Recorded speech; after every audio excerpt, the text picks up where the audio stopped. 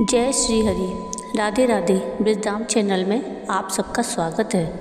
तो पिछले वीडियो में आपने फाल्गुन मास के कृष्ण पक्ष की एकादशी विजया एकादशी के बारे में जाना कि विजया एकादशी कब की जाएगी, इसका मुहूर्त क्या है और इसके पारण का समय क्या है, विजया एकादशी का व्रत किस प्रकार रखें और पूजा किस प्रकार करें, यानी विजया एकादशी की आपने संपूर्ण जानकारी सुनी। आज के इस वीडियो में हम विजया एकादशी व्रत की कथा सुनेंगे। अगर आपको मेरा ये वीडियो पसंद आए तो प्लीज़ इसको लाइक शेयर ज़रूर कीजिएगा और प्लीज़ मेरे चैनल को सब्सक्राइब कीजिएगा और कमेंट में राधे राधे ज़रूर लिखिएगा।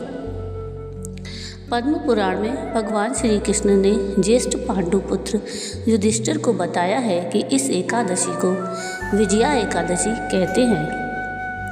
अपने नाम के अनुसार यह बहुत ही कल्याणकारी और विजय दिलाने वाली एकादशी है। इस एकादशी की महत्ता को संसार तक पहुंचाने के लिए स्वयं भगवान राम ने भी इस एकादशी का व्रत पूजन किया था। इसके बाद से विजय और मोक्ष के लिए संसारी लोग इस एकादशी का व्रत करने लगे। विजया एकादशी की व्रत कथा इस प्रकार है। धर्मराज युधिष्ठिर बोले, हे जनार्दन, फाल्गुन मास के कृष्ण पक्ष की एकादशी का क्या नाम है और इसकी विधि क्या है, कृपा करके आप मुझे बताइए। श्री भगवान बोले, हे राजन, फाल्गुन मास के कृष्ण पक्ष की एकादशी का नाम विजया एकादशी है। इसके व्रत के प्रभाव से मनुष्य को विजय प्राप्त होती है। यह सब व्रतों में उत्तम व्रत है।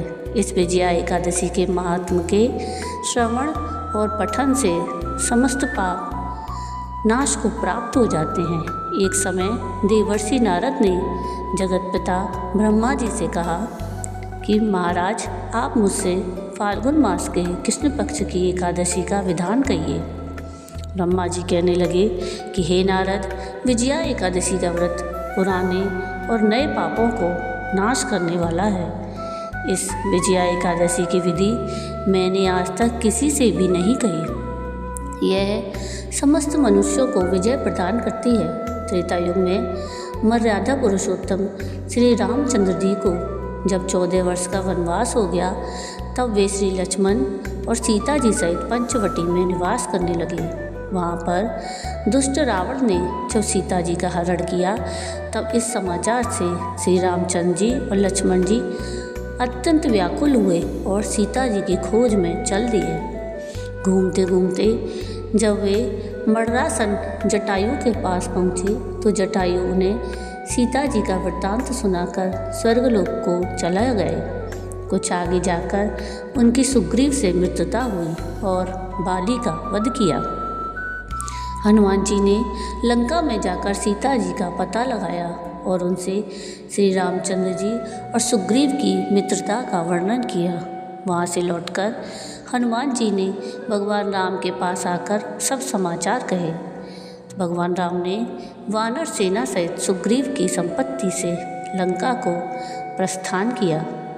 जब श्री राम समुद्र के किनारे पहुँचे, तब उन्होंने मगरमच्छ आदि से युक्त उस अगाध समुद्र को देखकर लक्ष्मण जी से कहा कि इस समुद्र को हम किस प्रकार पार करेंगे। तब श्री लक्ष्मण जी ने कहा कि हे पुराण पुरुषोत्तम, आप आदि पुरुष हैं, सब कुछ जानते हैं। यहाँ से आधा योजन दूर पर कुमारी द्वीप में वकदालभ्य नाम के मुनि रहते हैं। उन्होंने अनेक ब्रह्मा देखे हैं। आप उनके पास जाकर इसका उपाय पूछिए। लक्ष्मण जी के इस प्रकार के वचन सुनकर श्री रामचंद्र जी वकदालभ्य ऋषि के पास गए और उनको प्रणाम करके बैठ गए। मुनि ने भी उनको मनुष्य रूप धारण किए हुए पुराण पुरुषोत्तम समझकर उनसे पूछा कि हे राम, आपका आना कैसे हुआ। इस पर रामचंद्र जी कहने लगे कि हे ऋषि, मैं अपनी सेना सहित यहाँ आया हूँ और राक्षसों को जीतने के लिए लंका जा रहा हूँ। आप कृपा करके समुद्र पार करने का कोई उपाय बतलाइए। मैं इसी कारण आपके पास आया हूँ। वकदालभ्य ऋषि बोले कि हे राम, फाल्गुन मास के कृष्ण पक्ष की एकादशी का उत्तम व्रत करने से निश्चय ही आपको विजय प्राप्त होगी। साथ ही आप समुद्र भी अवश्य पार कर लेंगे। इस व्रत की विधि यह है कि दशमी के दिन स्वर्ण, चांदी, तांबा या मिट्टी का एक घड़ा बनाएं। उस घड़े को जल से भरकर तथा 5 पल्लव रख वेदिका पर स्थापित करें। उस घड़े के नीचे सतनजा और ऊपर जौ रखें।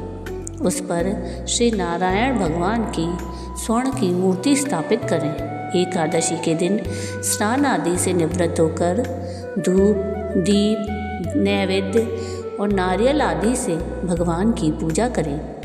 तत्पश्चात घड़े के सामने बैठकर दिन व्यतीत करें और रात्रि को भी उसी प्रकार बैठे रहकर जागरण करें। द्वादशी के दिन नित्य नियम से निवृत्त होकर उस घड़े को ब्राह्मण को दे दें। हे राम, यदि तुम भी इस व्रत को सेनापतियों सहित करोगे तो तुम्हारी विजय अवश्य होगी। श्री रामचंद्र जी ने ऋषि के कथनानुसार इस व्रत को किया और उसके प्रभाव से दैत्यों पर विजय पाई। अतः हे राजन, जो कोई मनुष्य विधि पूर्वक इस व्रत को करेगा, दोनों लोकों में उसकी विजय अवश्य होगी। श्री ब्रह्मा जी ने नारद जी से कहा था कि हे पुत्र, जो कोई इस व्रत के महात्म को पढ़ता या सुनता है, उसको वाजपेयी यज्ञ का फल प्राप्त होता है।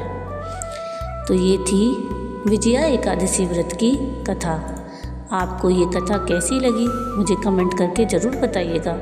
और अगर आपको ये कथा पसंद आई हो तो प्लीज़ इसको लाइक शेयर ज़रूर कीजिएगा और प्लीज़ मेरे चैनल को सब्सक्राइब कीजिएगा और कमेंट में राधे राधे ज़रूर लिख दीजिएगा। वीडियो पूरा देखने के लिए थैंक यू।